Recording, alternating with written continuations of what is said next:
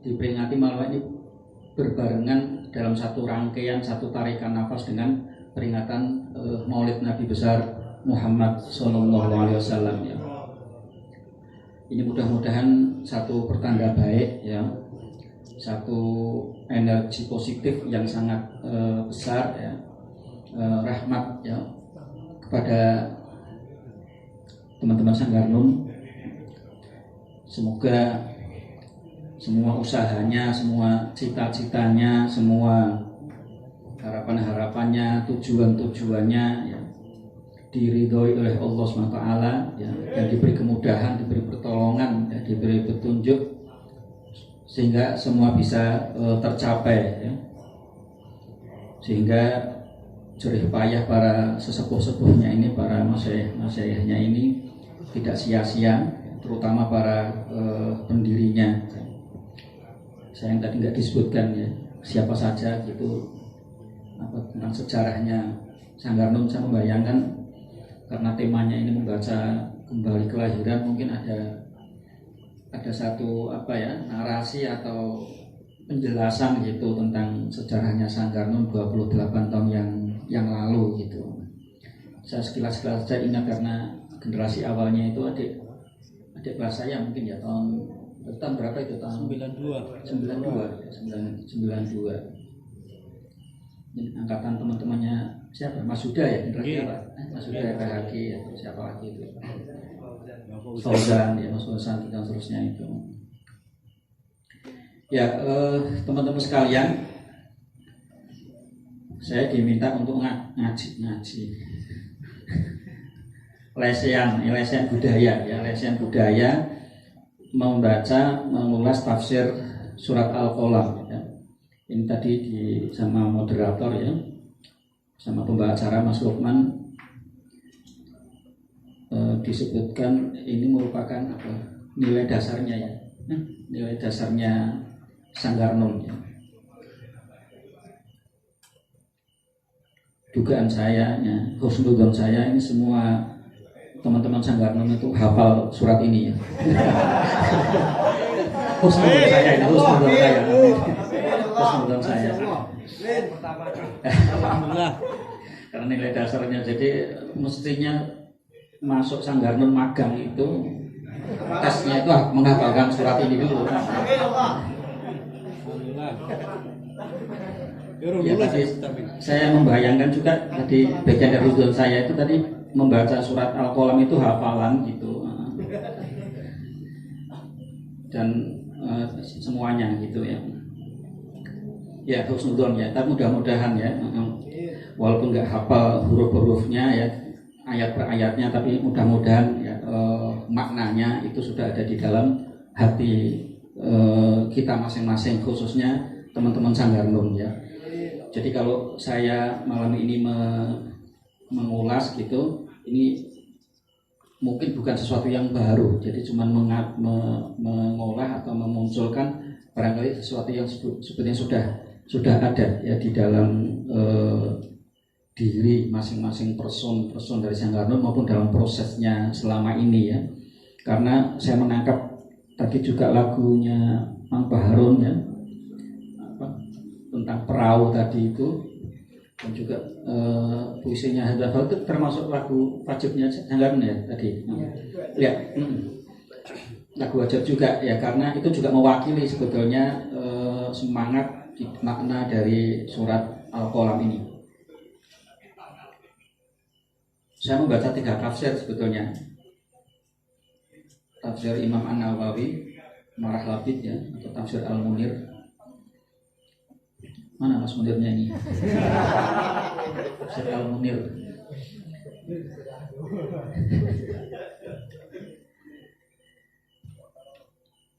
Ini kitab tafsir Nusantara ya, tafsir Al-Munir Imam Nawawi Al-Bantani. Kemudian tafsir At-Toba-Tobai ya, tafsir Al-Mizan ya, Al-Mizan ya, ini dari Iran. Dan yang ketiga tafsir Ibnu Arabi ya.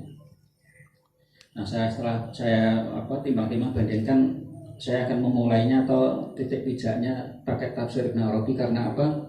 Karena saya menganggap ini lebih cocok ya, dengan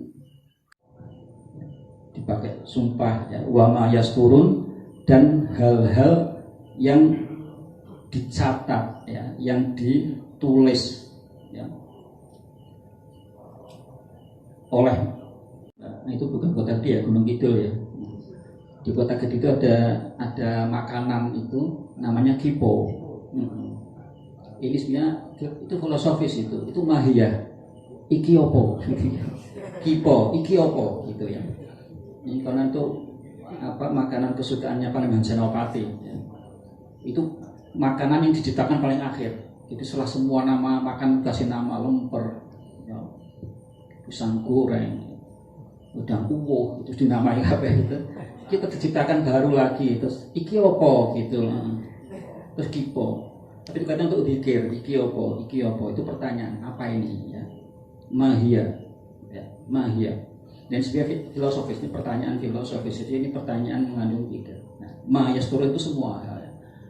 Wa ahwaluha, dan juga ya, mahiyahnya, esensinya, hakikat-hakikatnya, dan juga kondisi-kondisinya, perubahan-perubahannya, ya, gejolaknya, dinamikanya, ya, dan semua takdir-takdir yang mengikuti. Jadi itu ditulis. Ya. Ma anta bi ni'mati rabbika bimajnun. Ya. Nah ini sumpah ini adalah jawaban ya, wahyu Tuhan kepada Nabi Muhammad untuk menjawab hinaan, tantangan orang-orang kafir, orang-orang musyrik Mekah kepada dakwah, kepada wahyu yang disampaikan oleh Kanjeng Nabi ya. Jadi Kanjeng Nabi ini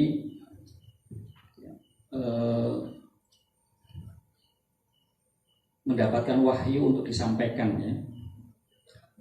Jadi kalau menurut Ibnu Arabi, wahyu Al-Quran itu hakikatnya ada ilmu ya, ilmu Qur'ani sama ilmu Furqani ya. Ilmu Qur'ani sama ilmu Furqani isinya dua. Jadi ilmu yang mengajarkan untuk kepada keseluruhan al-jamu, sama Al-Furqani ilmu yang menjelaskan tentang perbedaan-perbedaan ya. Ini bicara tafsir, jadi ilmu yang bicara tentang perincian-perinciannya, detail-detail yang partikular, dan ilmu yang mengarahkan supaya yang partikular ini kepada kedudukan makom al-jam'u, kepada keseluruhan, kepada yang universal. Jadi ya, yang membicarakan, mengajarkan tentang hal-hal partikular, lalu supaya supaya sampai kepada yang universal ya. Nah universal itu adalah Tuhan ya, supaya manusia tidak terjebak kepada hal-hal yang partikular ya. Akibatnya putus asa kayak Malik tadi itu ya. Itu kejebak di hal-hal partikular itu. Kuliah nggak selesai gitu ya. Terus terpuruk gitu ya. Nggak punya pacar gitu. Masa depan ini fakultasnya nggak apa gitu ya. Fakultas adab atau saya dulu. Kalau dulu saya nggak nuntut dari fakultas adab. Fakultas adab itu memang nggak ada masa depannya ya. Fakultas syariah jelas jadi hakim ya, tarbiyah jadi guru, fakultas dakwah itu jadi penceramah gitu ya, dai gitu. Adab itu apa gitu ya, gitu. Tapi justru karena itu ya, jadi kreatif gitu ya, bikin sanggar nun sampai 28 tahun loh masih masih eksis ya. Dan tadi doanya itu sampai hari kiamat tadi ya, kurang 1 hari itu masih ada ya. Ini karena ini ya. Ini karena ada harapan ya. Jadi tidak terjerumus pada hal-hal partikular. Nah, orang-orang kafir Quraisy itu terjebak di dalam partikularitas itu ya. Mereka nggak kenal lalu bahkan Tuhan pun kemudian mereka detailkan ya. Ada 300 berapa 60 patung-patung kecil-kecil ya. Mereka sedikit bikin patung disembah, mau makan cari patung, mau kerja keluar rumah semua ada kepada dakwahnya Nabi itu dari wahyu Tuhan. Nah, itu kemudian karena dari wahyu itu kemudian dituduh. Salah satu tuduhannya itu Nabi Muhammad itu gila ya. Ma anta bi ni'mati rabbika bimajnun. Nah, ini jawaban Tuhan ya. Nabi Muhammad itu saya tidak apa ini resahnya, saya baca proposalnya Bung Sanggarno itu katanya tujuan refleksi milad hari ini itu diharapkan muncul keresahan-keresahan baru. Saya kalau ini dunia ini sedang resah, ini kok malah menjadi tujuan, keresahan. Jadi berarti ini masih dalam ya, berarti ini rata-rata teman-teman Sanggar itu dalam zona aman. Nah, ingin mencari keresahan-keresahan ya. Saya nggak tahu keresahannya apa ya. Tapi kalau Nabi Muhammad itu mungkin punya keresahan juga ya. Keresahannya itu adalah apa? Apa yang di samping itu nggak dipercaya, nggak dipercaya ya. Tuduhannya ya keras ya. Penentangannya itu keras ya. Tentang itu keras ya. Dituduh gila dan seterusnya itu ya. Nah, kalau Ibnu Arabi itu menjelaskan wahyu Quran itu maqam tanzil ya. Quran kan itu tanzil ya. Tanzilan min rabbil alamin, turun. Itu artinya bahwa Nabi pernah mengalami tangga naik ya. Jadi kalau kita pakai kerangkanya Mula Sadra itu beliau punya kitab namanya Al-Asfar Al-Arba'ah ya. Perjalanan yang 4 ya. Jadi puisinya Hamzah Fansuri itu ya, itu perjalanan juga ya. Puisinya Kang Baharum yang dibacakan yang menjadi lagunya lagunya Sanggarnon itu juga perjalanan ya. Bismillahirrahmanirrahim, berjalan melayarkan perahu proyek perahuku di samudra menuju semesta samudramu melalui semesta samudraku. Ini kan perjalanan ini. Cuman nggak didetailkan perjalanan apa. Nah, kalau menurut Mula Sadar itu sebenarnya ada 4 perjalanan yang sebenarnya berputar terus ya. Perjalanan pertama itu minal khalqi ilal haqqi ya. Dari makhluk, kondisi makhluk ini ya. Jadi orang kampung ya ke Jogja kuliah punya cita-cita, ini perjalanan sebenarnya ini perjalanan dari makhluk ke makhluk ini sebetulnya ya. Nah, perjalanan pertama yang harus dicari sebetulnya minal khalqi ilal haqqi, naik ya. Dari makhluk mencari Tuhan. Nah, bil haqqi ini mesti dengan hak juga, kebenaran ya. Jadi belajar agama, menjalankan agama itu bagian perjalanan minal khalqi ilal haqqi bil haqqi. Ini perjalanannya oleh Hamzah Fansuri itu, wahai muda, kenali dirimu ialah perahu tamsil tubuhmu lalu dikayuh dengan iman ya. Nah, itu sebenarnya minal khalqi ilal haqqi ya. Kalau dalam standar pesantren perjalanan minal khalqi ilal haqqi bil haqqi itu ya, kalau apal aqaid seket akidatul awam itu ngerti sifat-sifat Tuhan, maknanya dan seterusnya ya,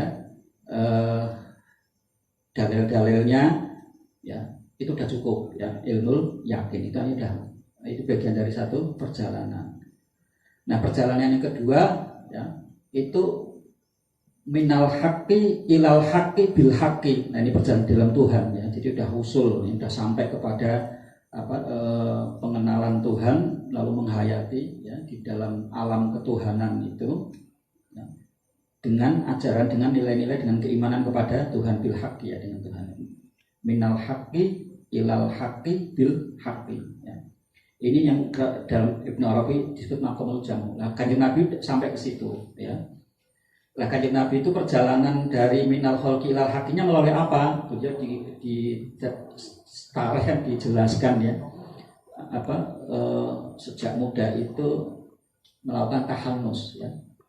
Bertapa ya di gua Hira. Di gua Hira itu dari Mekah jaraknya itu sekitar, saya tidak tahu, dengan sampai ke Bukit Jolo Sutro atau Bukit Patuk ya, atau Melanggeran ya, mungkin jaraknya namanya. Jadi beliau itu rutin ya. Nah, jadi ini kenapa melakukan itu? Karena ini apakah resah atau sebetulnya ada kerinduan ya. Itu saja resah, tapi resahnya bukan karena nggak punya uang gitu ya. Resah bukan karena masih jomblo, bukan resah karena menyangkut masa depan, tapi beliau itu punya keresahan apa? Keresahan tentang situasi bangsanya sebetulnya. Jadi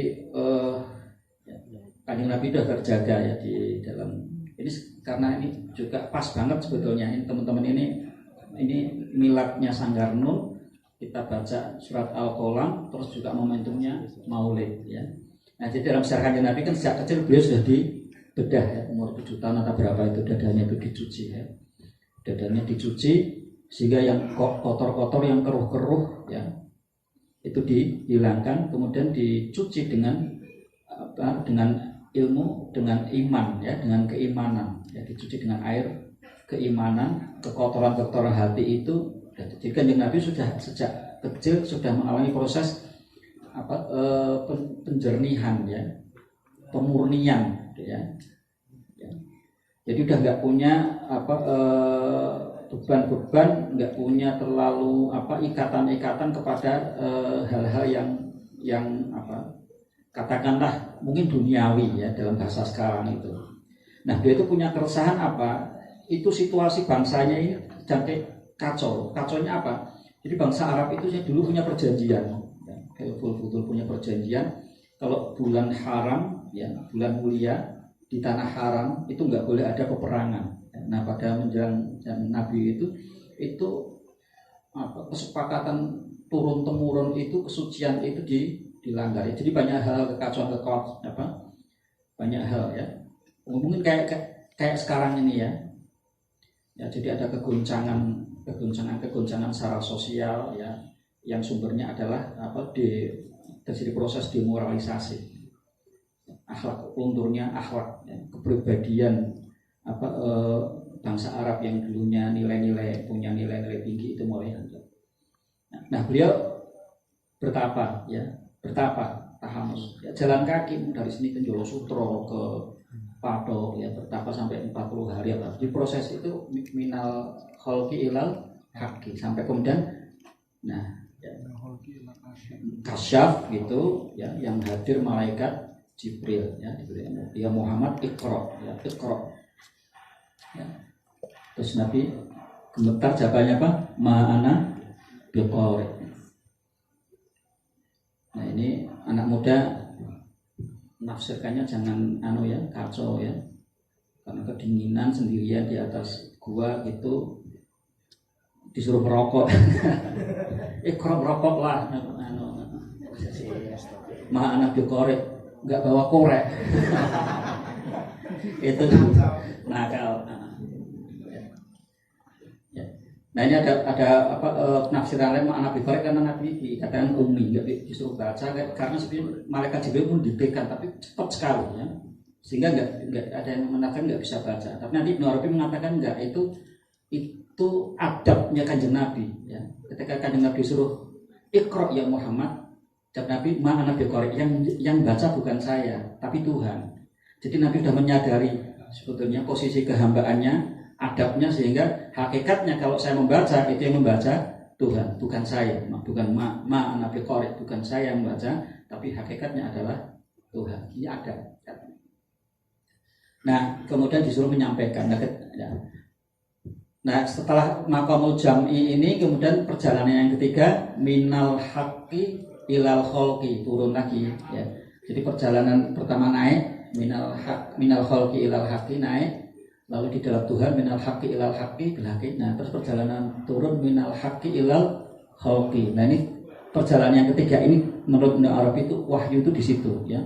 Jadi ketika sudah sampai kepada Tuhan, lalu diturun lagi ke dunia, kepada makhluk, tapi bil haqqi ya, dengan hak ya. Nah, terus setelah turun supaya apa? Supaya kemudian perjalanan yang minal khalqi ilal haqqi bil haqqi ya. Jadi dari makhluk kepada makhluk tapi dengan al-haq ya. Jadi bentuknya ini makhluk tapi rohnya itu ruhul haq ya.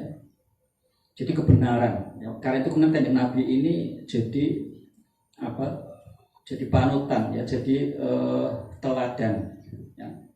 Karena apa? Karena itu selalu dibimbing oleh wahyu ya, dibimbing oleh Tuhan melalui wahyu di dalam proses sosialnya itu ya. Jadi kegelisahan atau kerinduannya kepada ini ya. Tapi walaupun begitu Kanjeng Nabi itu gentar ya, karena walaupun sudah diberitahu ya, wa ma yaskurun ya. Jadi ini ma anta bi ni'mati rabbika bimajnun ya.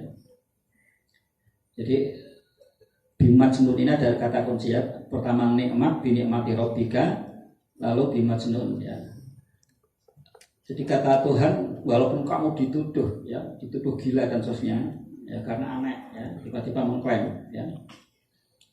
Karena begini, sebetulnya ya, kalau Kanjeng Nabi hanya menyampaikan ajaran tentang siapa Allah, sifat-sifatnya gitu, itu di orang-orang kafir Quraisy itu sudah ada kelompok yang disebut Hanifiyah, orang-orang Hanif ya. Itu orang-orang Hanif itu juga membacakan puisi-puisi ya, puisi-puisi yang isinya ajaran Nabi Ibrahim ya, tentang keesaan Tuhan ya, tentang alam kubur, tapi mereka hanya berpuisi ya. Tapi itu kalau hari saat ini sih mereka hanya hanya mau mengungkap itu. Nah, Kanjeng Nabi itu tidak menyampaikan sebagai kata berita, tapi ini Tuhan yang mengatakan gitu langsung ya. Ini Allah yang mengatakan ya. Allah yang mengatakan, dan kemudian ada visi transformasinya ya, bahwa yang kamu lakukan semua ini salah, ini yang harus dibenahi ya.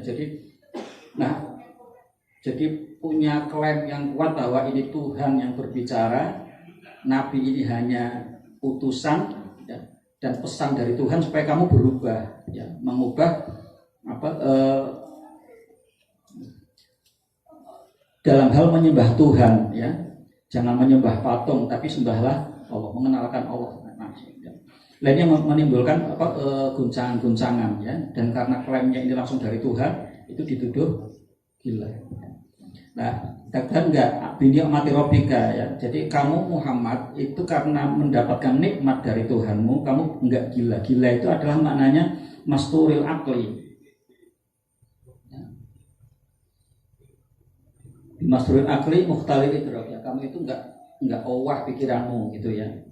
Enggak owah ya. Enggak owah gitu kan ya, kamu itu enggak, karena kamu mendapatkan nikmat Tuhan, sehingga kamu mendapatkan nikmat Tuhan bisa melihat catatan-catatan takdir ya, dan ini kepada alam ya. Nah, ya, jadi nikmat Tuhan Nabi Muhammad itu masuk ke alam nun wal qalami wa ma yasturun ya.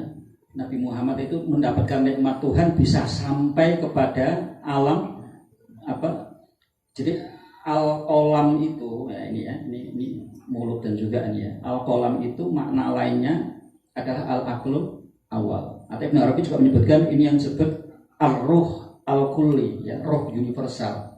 Atau juga disebut dengan al-haqiqah al-muhammadiyah ya, hakikat Muhammad ya. Atau kadang disebut dengan nur Muhammad ya, cahaya Muhammad. Ini sama ya, nur Muhammad, al-haqiqah al-muhammadiyah, al-aqlu al-awwal atau ar-ruhul kulli ya, atau al-aqlu al-kulli ya, akal universal, akal pertama ya. Nah, ini ya, juga sedikit ya. Ini di alam ini di alam Ibnu Arabi mengatakan al-khoyal al-mutlak. Ini di alam imajinasi mutlak. Alam imajinasi ini harus makanya kita imajinasi ya. Jadi ini perbatasan al-nun wal qalami wal mayasturin, perbatasan antara yang disebut alam khoyal al-mutlak, alam imajinasi mutlak, dengan alamul amri atau alam jabarut ya, atau alam al-ukul al-kuliyah ya. Jadi Tuhan itu zatnya mutlak, nggak bisa dikenali ya. Nggak tan keno kinoyo ngopo ya. Tapi Tuhan ada di dalam hadis kursi, Tuhan menyebutkan ana kanzun mahfiyun, itu khazanah yang tersembunyi ya. Fa ahbabtu an uqrafa fa khalaqtul khalqa liya'rifa, atau fa khalaqtul khalqa liya'rifa arafuni bi, fa arafuni bi ya. Jadi Tuhan itu di dalam kemutlakannya, Tuhan itu melihat dirinya sendiri, mengetahui dirinya sendiri dengan dirinya sendiri dalam kesuciannya, betapa indahnya ya, betapa sempurnanya ya. Nah, Tuhan melihat dirinya sendiri itu ya, ini kayak kita ya, Ya, kadang manusia ini ada sifat membawa sifat-sifat Tuhan ya, diserupakan. Kalau kita misalnya kita ke naik gunung atau menyelam di laut ya, lalu mendapatkan pengalaman yang indah, hebat banget gitu ya. Apa yang kita lakukan? Hanya kita sendiri yang tahu, nyaman nggak? Wah, ini kudu tak share kan ngono gitu. Nah, hari ini itu kita ada ya. Ini kudu tak share, ini sing hanya sing ngerti meng aku tok gitu ya. Aku sendiri yang mengalami yo indah yo jariku gitu ya. Sing indah yo aku dhewe ngono gitu. Ya. Sing bahagia yo aku dhewe.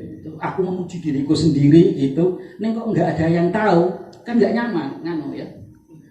Mesti pingin selfie share ya. Ini hari jadi peradaban hari ini itu bagian dari proses ya, memudahkan ya. Ini dulu ini ilmu kuno ya, ilmu para ulama, para sufi, para wali dulu itu ini ilmu rahasia. Nah, hari ini mungkin harus segera diajarkan karena ini peradaban kita hari ini harus tekan ya, orang harus dapat mengakses data dari manapun lalu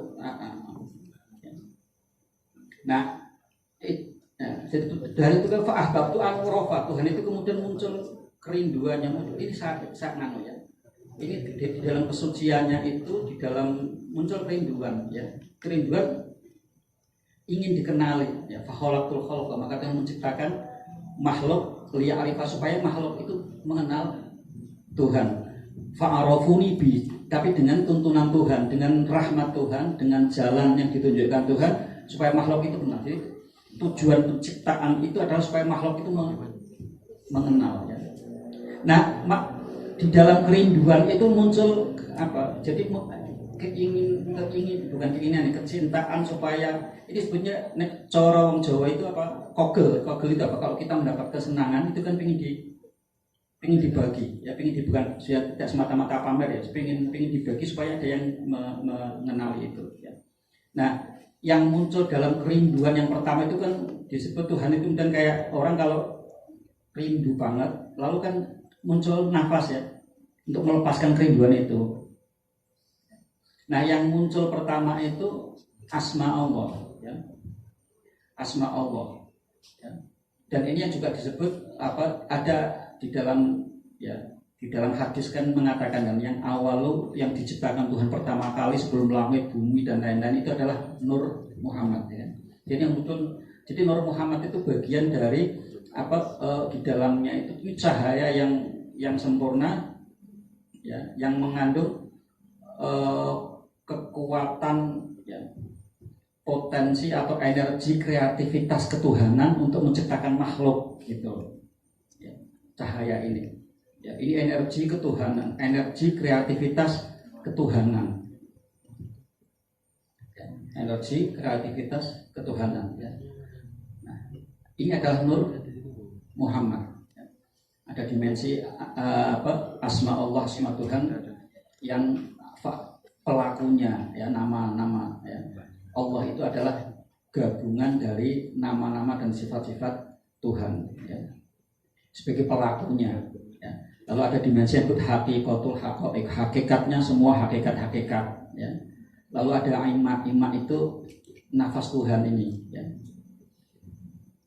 Mungkin saya tidak tahu ya yang di wayang itu hong ilaheng itu ya, karena di dalam Ibnu Arab itu kan nafas Tuhan itu simbolnya huruf H ya. Atau mungkin orang Hindu Buddha Om gitu, itu sebetulnya itu manifestasi pertama dari nafas Tuhan ya, kerinduan Tuhan. Tapi ini bukan Tuhan, ini alam imajinasi ya, ini alam khoyal mutlak ya, imajinasi yang tidak terbatas ya. Nah, nanti ini sebetulnya nanti imajinasinya manusia kita hari ini, imajinasinya itu ini sebetulnya kalau dituntun ya, menurut puisinya Hamzah Fansuri, menurut puisinya apa, kalau tertuntun jalan yang benar itu bisa mestinya ya, yang namanya nikmat binikmati rabbika ya, itu adalah kalau imajinasi kita itu bisa menyentuh ke alam imajinasi mutlak ini ya.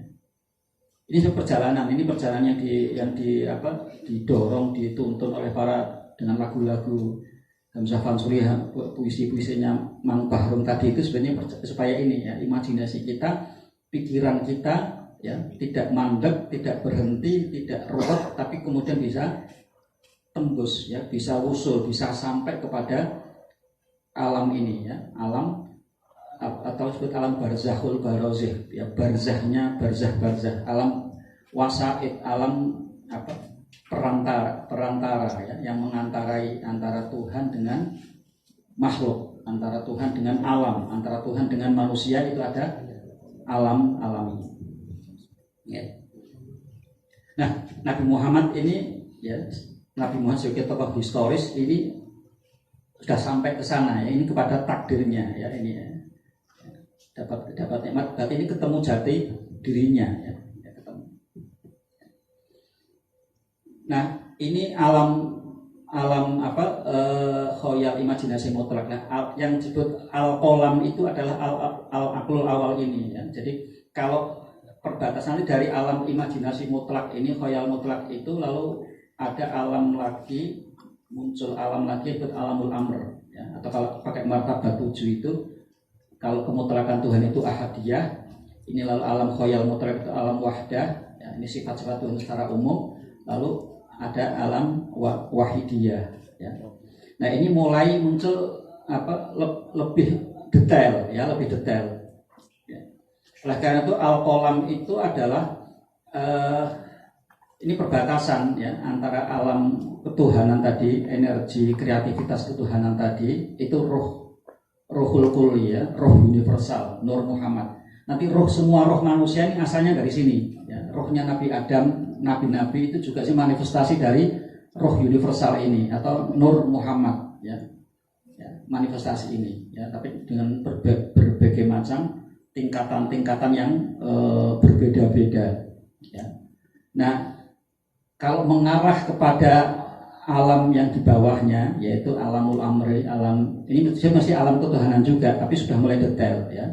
Nah, itu namanya al-qolam. Nah, al-qolam ini dari al-qolam itu, kalau Imam Nawawi menggambarkan kolam itu kan pena. Pena ini terbuat pena cahaya yang besarnya itu langit dan bumi. Ya. Ya. Nah, dari pena ini muncul nun ini, an-nafsul kulliyah ya. Dari akal universal muncul jiwa universal. Jadi kan kira-kira begini, ini kan semangatnya kan Tuhan ingin menciptakan makhluk dari sendiri menjadi banyak ya. Jadi Tuhan itu mencintai, sangat merindukan adanya makhluk sebagai apa? Sebagai tempat munculnya nama-nama Dia yang berkuasa ya. Tuhan itu berhak sombong, manusia nggak boleh ya. Tuhan itu berhak untuk membanggakan diri karena memang hebat ya, karena memang dahsyat, memang segalanya gitu ya. Ingin menunjukkan dirinya, muncul dengan hukum-hukumnya ya. Lalu ini dengan menciptakan makhluk. Nah, dari situ lalu Tuhan juga ingin melihat dirinya dalam bentuk yang ghairiyah ya, bermacam-macam, berlain-lainan ya. Jadi penggambarannya ini seperti cahaya, lalu banyak sekali cermin-cermin itu sehingga muncul macam-macam. Nah, ya. Nah, karena itu kemudian akal universal ini kan sendirian, ya. Ini nggak bisa lahir apa-apa ini kalau hanya kolam aja kan gitu. Jomblo kalau bahasa ini nggak bisa lahir. Akhirnya kan muncul. Ini seperti Adam, ya. Seperti ini kalau Ibnu Arabi menggambarkan ini permisalannya, gambarannya itu seperti Nabi Adam. Ketika diciptakan sendiri kan, akhirnya muncul dari tulang rusuknya. Disebutkan Hawa.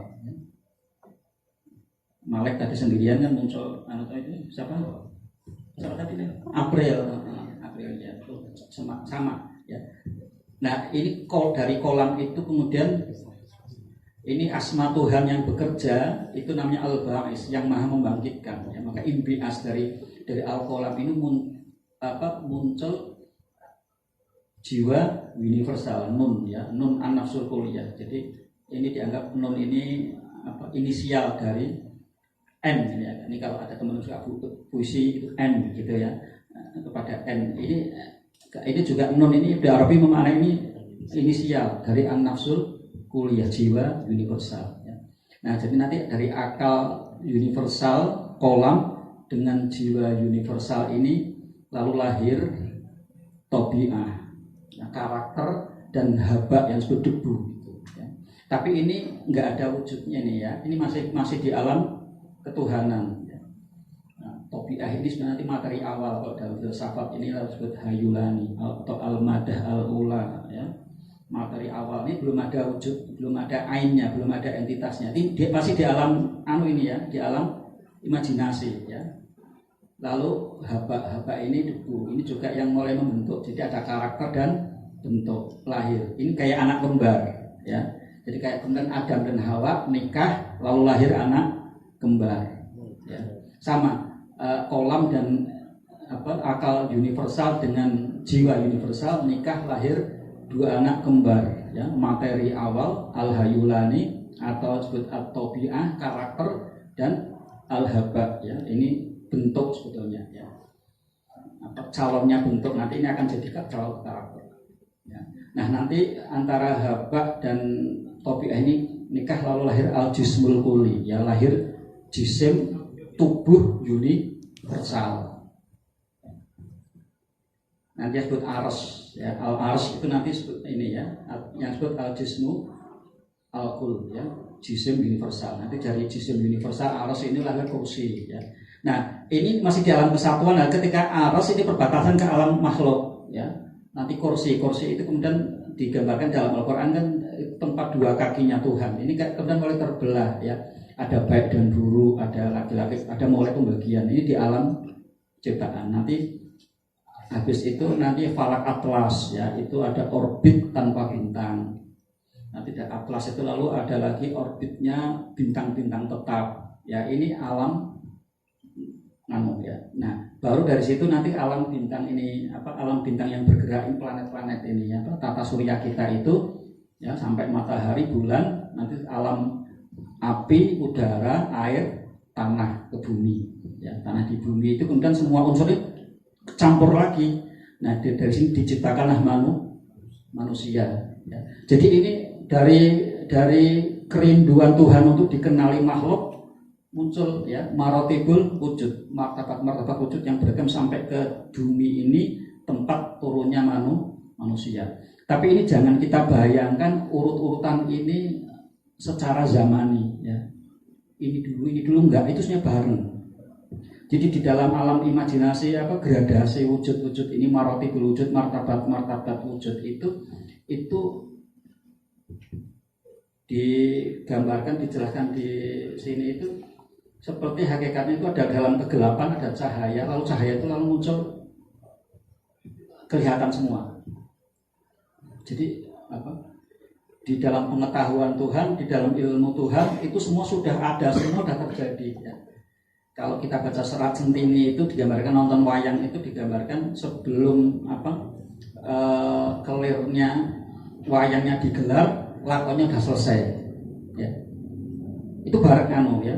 Jadi dalangnya belum datang gitu ya, kelirnya belum dipasang, wayangnya deboknya belum wayangnya belum jamkan debok, belencongnya belum nyala, gamelan belum dibunyikan, lakon pertunjukannya sudah selesai. Ya kalau di dalam Serat sendiri digambar. Ini sebenarnya ya, ini martabat wujud ini, eksistensi yang ada ini yang bermacam-macam tingkatannya itu sebetulnya di dalam pengetahuan Tuhan, ilmunya Tuhan itu tidak bebas ruang dan waktu ya, mutlak ya. Jadi itu nah wa mayasturu itu di alam berikutnya ya. Nanti di yang mencatat banyak sekali, yang mencatat takdir manusia ini ya. Nah nikmat binikmati rabbika, nikmat Tuhan itu kalau manusia itu bisa sampai kepada hakikat universal itu, hakikatnya hakikat ya, sampai ke energi kreativitasnya Tuhan sehingga bisa mengerti semua hal itu dengan kadarnya masing-masing dengan takdirnya masing-masing itu nikmat ya. Kalau udah tahu itu tenang. Oh, jadi kemudian kita bisa menjalani apa yang kita alami, yang kita itu ridho ya. Jadi dalam makom-makom itu kan kita akan ridho dan diridhoi ya. Tapi kalau kita masih bingung masih apa, artinya kita belum ketemu ya. Ini belum ketemu ya. Ya itu masih kadang goyah gitu ya, masih goyah. Tapi kalau kita udah yakin bersama Tuhan ya, bismillahirrahmanirrahim gitu. Nah, apapun perjalanan kita yang kita temui, yang kita yang terjadi itu adalah takdir, dan takdir itu sudah dicatat di dalam Lauh Mahfuz ya. Jadi jiwa universal itu nama lain juga dari Lauh Mahfuz ya. Yang sudah tercatat semuanya ya. Ya, nah kalau sudah sampai ke situ wa innalaka la ajran ghairu mamnun ya. Jadi kita lalu mendapatkan pengetahuan yang tidak terputus ya. Wa innaka la ala khuluqin adzim, karena sudah mengetahui itu semua, Kanjeng Nabi itu dipuji oleh Tuhan, kamu di dalam akhlak yang mulia. Kenapa? Karena sudah tidak ini lagi ya, sudah bisa sabar terhadap celaan orang-orang. Ya, dihina orang, disakiti orang, bisa sabar karena yakin yang dilakukan ini benar, mendapatkan petunjuk langsung dari Tuhan, dan Nabi menjalankan ini semua bersama Tuhan ya. Bismillahirrahmanirrahim wa mursaha, sudah bismillah gitu. Jadi ya, kemudian mendapatkan tantangan seberat apapun, mendapatkan perlawanan sehebat apapun, dicaci sembilan rupa, tapi Nabi bisa sabar ya. Karena bersama Tuhan ya, dipuji oleh Tuhan, wa innaka la ala khuluqin adzim, berdasarkan rahmat Tuhan, pertolongan Tuhan, Nabi bisa sabar ya. Nah, diingatkan Tuhan jangan seperti diingatkannya kasohibil hud ya, seperti kisahnya Nabi Yunus. Nabi Yunus sempat Nabi Yunus ketika dakwah ya, umatnya menentang semua, marah gitu ya, marah sampai kemudian mengeluarkan kutukan ya. Nah ini kemudian mendapatkan ujian ya, ujian dari Tuhan. Nabi Nuh kemudian ditelan oleh ikan Hud ini ya. Nah disebut Nun. Nah Nun ini juga penerjemahan di sini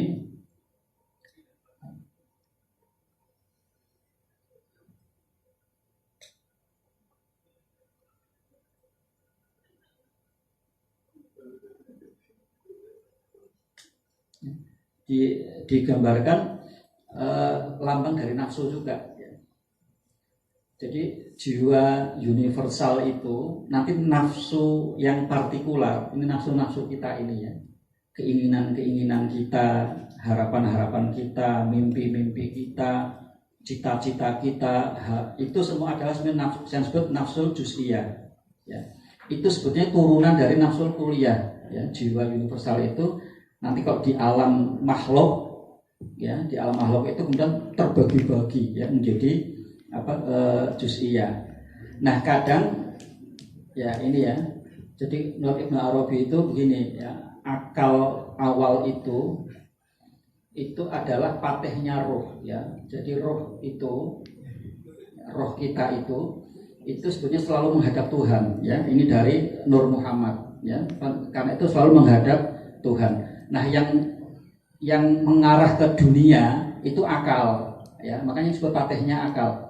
Nah akal disebut akal itu sebetulnya ya, akal yang universal itu akal yang sebetulnya pasif, hanya menerima ilmu yang dilimpahkan Tuhan melalui roh. Jadi akal itu sebetulnya menjadi alatnya, patihnya, wazirnya. Kalau dalam kerajaan itu jadi wazir ya. Kalau dalam Jogja ini ada sultan, roh itu sultannya ya, roh itu sultan. Akal itu patih. Nah patih itu sebetulnya pasif, dia hanya mendapatkan ilmu atau perintah dari roh ya, menjalankan ya. Nah jiwa an-nafsul kulliyah itu adalah istrinya roh, ya, permaisuri ini ya, permaisuri. Jadi di hubungannya ya, roh ini adalah rajanya, an-nafsul kuliah itu adalah istrinya. Nah, akal ini adalah bagian dari roh yang menjadi hubungannya seperti itu ya. Ini mirip nggak dengan jiwa dengan saktinya itu ya? Ada paralel di situ. Nah, karena itu ya, kemudian jiwa universal itu ketika nanti di alam makhluk ya, di alam makhluk, di alam kita ini itu bisa terpengaruh oleh jasmani ya, jisim kita itu, alam ini kan membawa membawa pengaruh-pengaruh ya, membawa keinginan-keinginan. Karena itu kemudian jiwa ini itu bisa bersifat gelap ya, tadinya itu mendengarkan akal mendengarkan perintahnya roh, tapi kemudian jiwa ini karena tarikan jisim, tarikan alam, unsur-unsur alam itu bisa kemudian berbalik ya, ada dua aspek, dua wajah yang ke roh dan wajah yang ke badan ya. Nah, ini nanti kemudian bisa mempengaruhi akal ya. Akal kita itu ada akal yang praktis, akal yang kemudian terhubung dengan alam indrawi ya.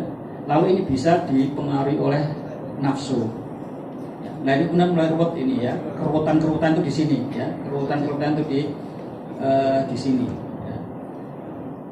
Nah, Nabi Yunus itu terjebak di situ ya, lalu terjebak ke emosi, ke marah gitu ya, kemudian sampai mengutuk, mendoakan umatnya supaya dihukum ya, dilaknat, dihancurkan gitu ya, diingatkan Tuhan dengan kena karena tanpa izin Tuhan ya, sehingga ditelan oleh ikan, dibawa ke ini jiwa yang paling bawah ya.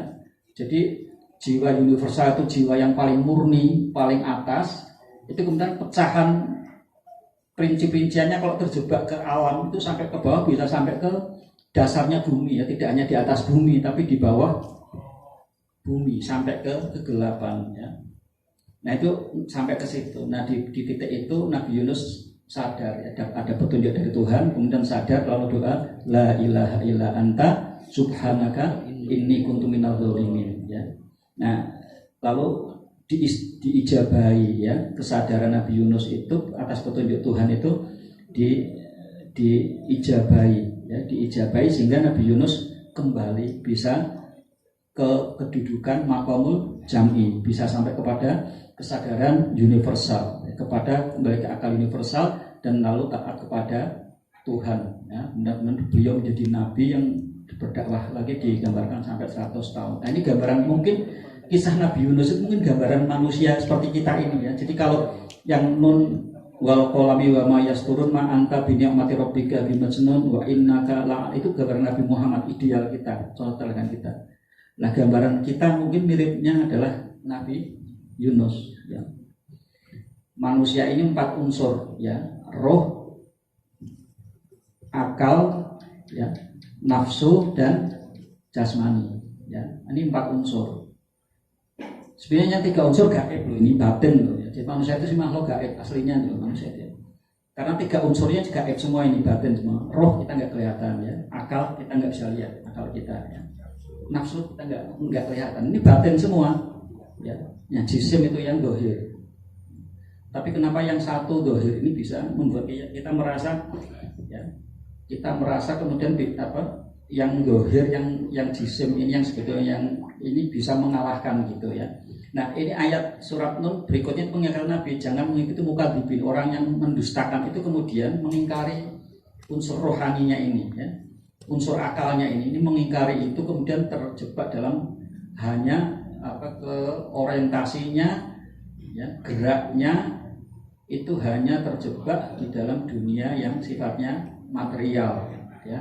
Itu terjebak, kalau sudah terjebak di situ itu yang disebut junun ya. Jadi majnun di situ ya, di situ adalah majnun itu kemudian ketika mengingkari ya, akalnya tidak bisa sampai kepada akal universal, jiwanya tidak sampai kepada jiwa universal yang itu adalah manifestasi dari Nur Muhammad, tidak bisa sampai ke sana. Itu yang di sini disebut gila. Tapi kalau bisa sampai ke sana itu disebut mendapatkan nikmat ya. Jadi nikmat Tuhan itu kalau kemudian kita perjalanan kita ya sampai kepada samudra semestamu melalui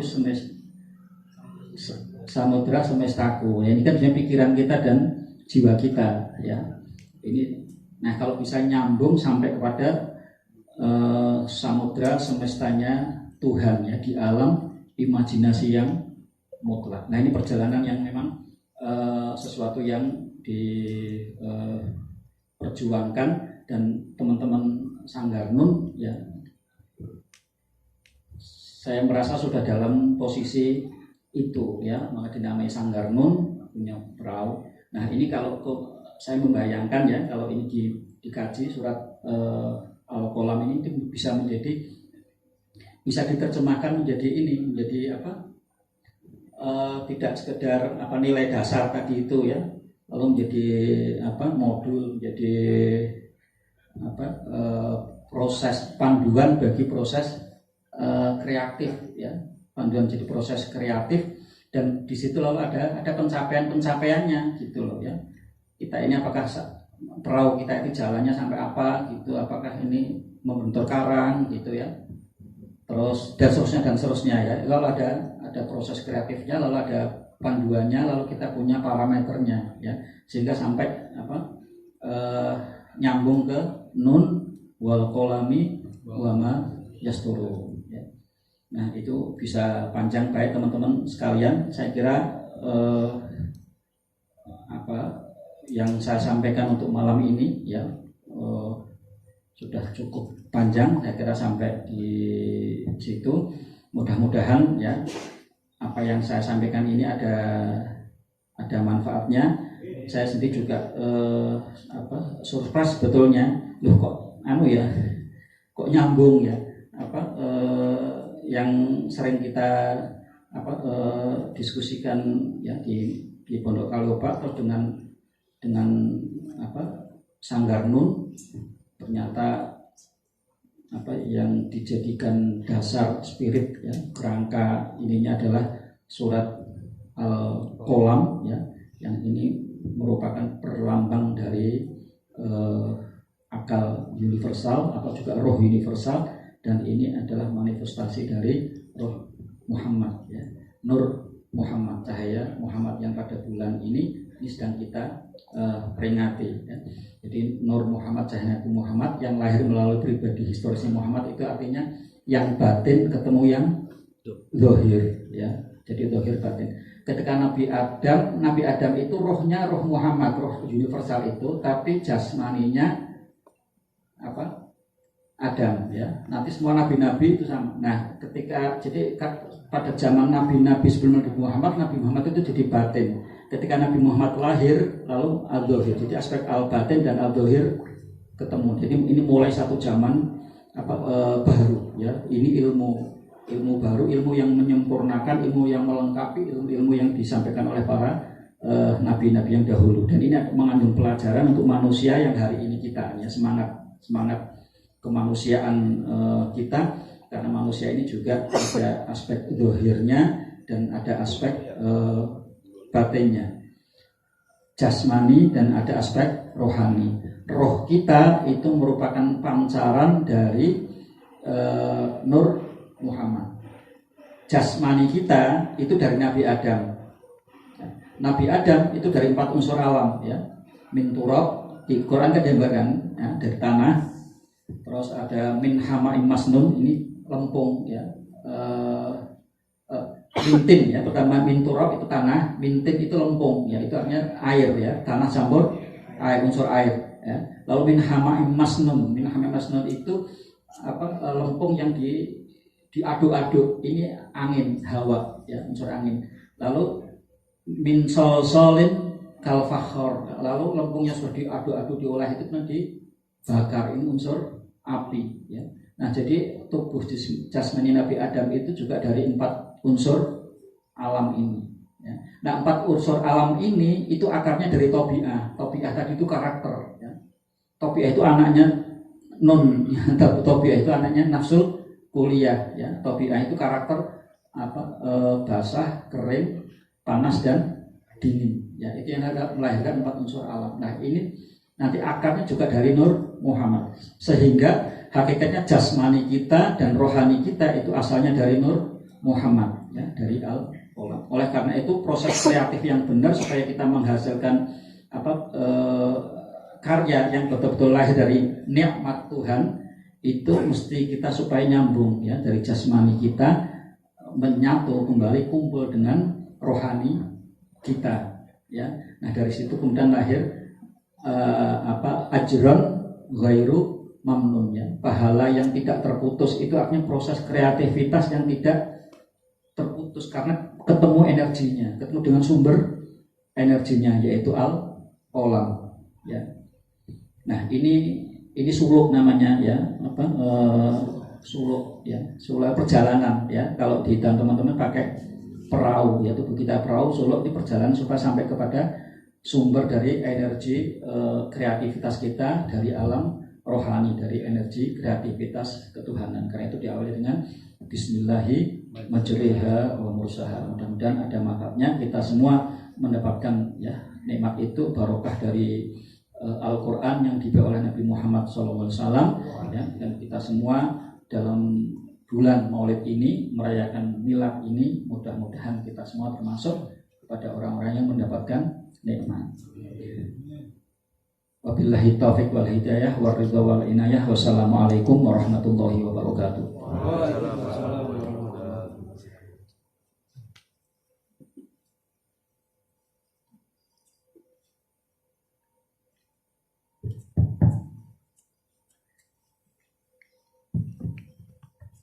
Alhamdulillah, barusan